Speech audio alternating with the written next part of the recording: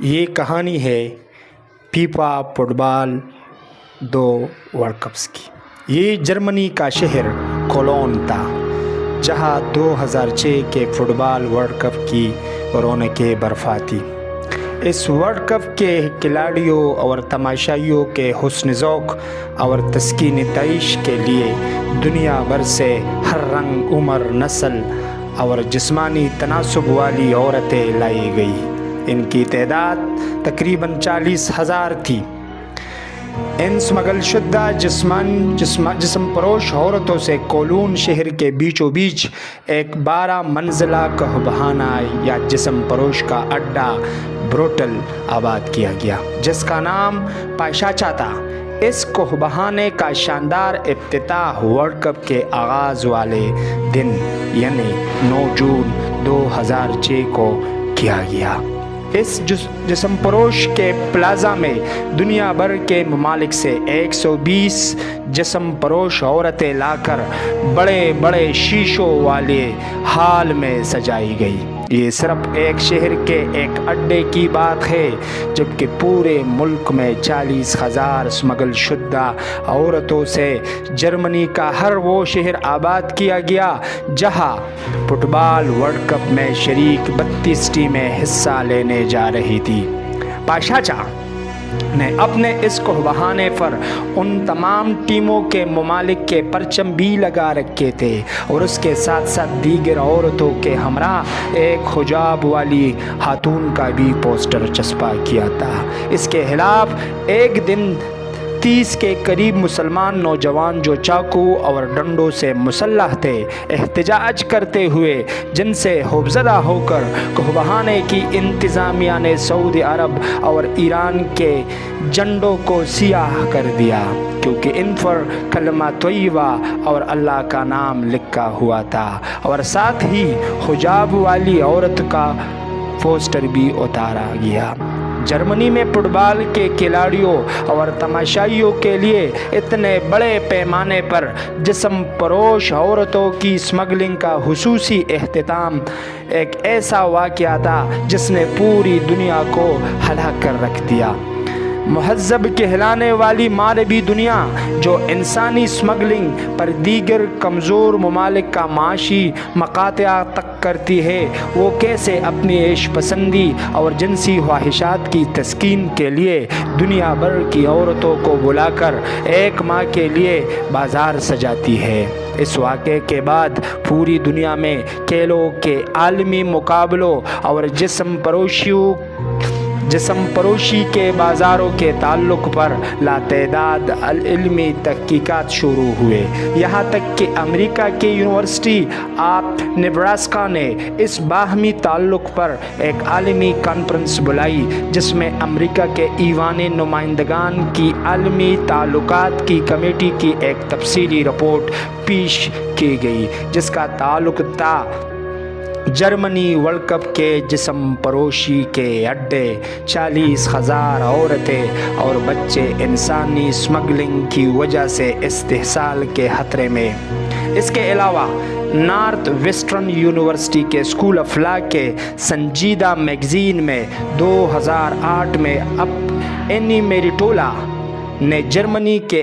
اس fit بال tournament میں جنسی smuggling یعنی سیکس ٹریفکنگ کو بنیاد بنا کر دنیا بھر میں منعقد ہونے والے کھیلوں کے مقابلوں کا جنسی اسمگلنگ کے ساتھ تعلق کا جائزہ لیا، اور وہ اس قدر بھیانک نتائج سامنے لائی کہ جن کے مطابق کھیلوں کے یہ بڑے بڑے معرکے جب کسی ملک میں سجائے جاتے ہیں تو وہاں ہوٹل اور ٹورزم انڈسٹری کی چاندی ہوتی ہے۔ وہاں نہ صرف یہ کہ اس ملک میں موجود جسم پروشوں عورتوں کا کاروبار چمکتا ہے، بلکہ دنیا بھر سے عورتوں کو وہاں لانے کے لیے جنسی اسمگلنگ کا دھندا بھی خوب چلتا ہے۔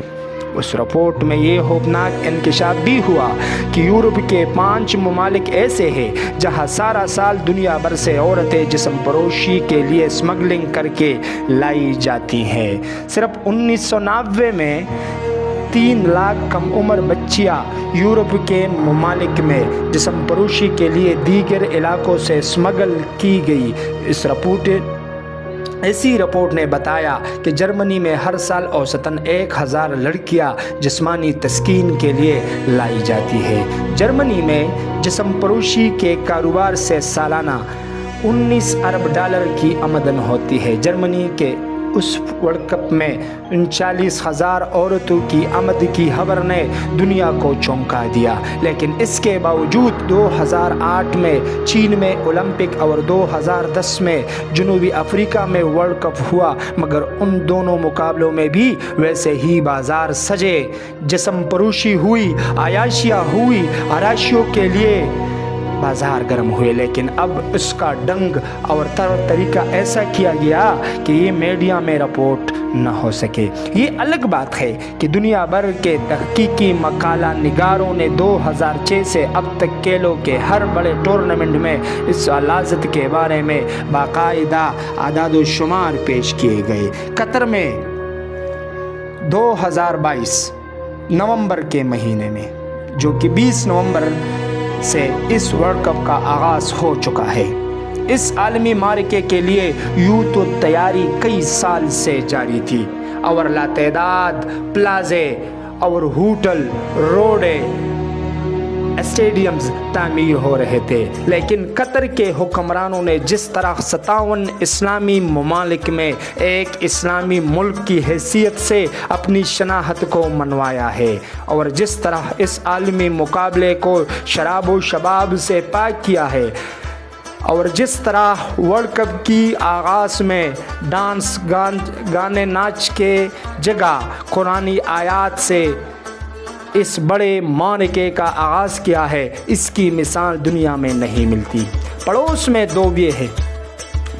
دوبے ہے جس میں اگر ایسا کوئی تقریب نہ بھی ہو، پھر بھی آپ کو وہاں ہر سامان تعیش میسر آئے گا، یہاں تک کہ ایئرپورٹ میں کانوں کے سجی میز کے بیچوں بیچ لحم الخنزیر یعنی سور کا گوشت کی چٹ بھی نظر آئے گی۔ اس کے بالکل برعکس قطر میں فٹ بال کے اس ٹورنامنٹ میں پہلا اہم حکم نامہ 13 اپریل 2020 کو سیکیورٹی کے سربراہ عبداللہ نصری نے اس وقت جاری کیا جب اسے کہا گیا کہ اسٹیڈیم میں ایک سٹینڈ ہم جنس پرستوں کے لیے بھی مخصوص کیا جائے اور وہاں ان کا پرچم لہرایا جائے۔ النصری نے انکار کر دیا، جس پر انگلینڈ کے مشہور ٹیم 3 لائنز نے بائیکاٹ کا اعلان کیا، جس پر قطر کی حکومت نے جواب دیا کہ آپ نے اگر ہم جنس پرستی کا پرچار کرنا ہے تو اس معاشرے میں جا کر کرے جہاں یہ قابل قبول ہے۔ آپ قطر میں ایسا کر کے پورے معاشرے کی توہین نہیں کر سکتے۔ اگر کسی اسٹیڈیم میں ہم جنس پرستی کا جھنڈا لانے کی کوشش کی تو ہم اس سے جھنڈا چھین لیں گے، کیونکہ ہمیں ڈر ہے کہ دیکھنے والے غصے میں اس پر حملہ نہ کر دے۔ ٹورنامنٹ کے آغاز تک فیفا کے منتظمین اور قطر کے حکمران کے درمیان بحث چلتی رہی کہ ورلڈ کپ کے دوران شراب کی خرید و فروخت ہو سکتی ہے، لیکن کل قطر کے حکومت نے عین آیات سے ایک دن پہلے یہ فیصلہ کیا ہے کہ ٹورنامنٹ کے دوران جو بھی مشروبات بیچے جائے ان میں الکوہل نہیں ہوگی۔ یہ خبر اس وقت نشر ہوئی جب ہزاروں شائقین اپنے پروازوں کے ذریعے قطر پہنچ چکے تھے۔ میکسیکو کے 7 نوجوان بیئر کے ڈبے پکڑ کر اسٹیڈیم میں داخل ہوئے جو وہ اپنے ساتھ میکسیکو سے لائے تھے، تو انہیں اندر جانے سے روک دیا گیا۔ اس کے ساتھ ہی وہ ہزاروں بینرز اور ٹینٹ جو بیئر بنانے والی مشہور کمپنی بڈوائزر نے لگائے تھے ختم کر دیے گئے، حالانکہ یہ کمپنی ٹورنامنٹ کے اسپانسروں میں بھی شامل ہے اور ہر ٹورنامنٹ کے لیے 7.5 کروڑ ڈالر دیتی ہے۔ فیفا کے منتظمین نے قطر کے حکومت کے سامنے سر تسلیم ہم کر لیا۔ قطر حکومت نے ان سے صرف اتنا ہی کہا کہ کیا تم دنیا کے کسی ملک میں کھلاڑی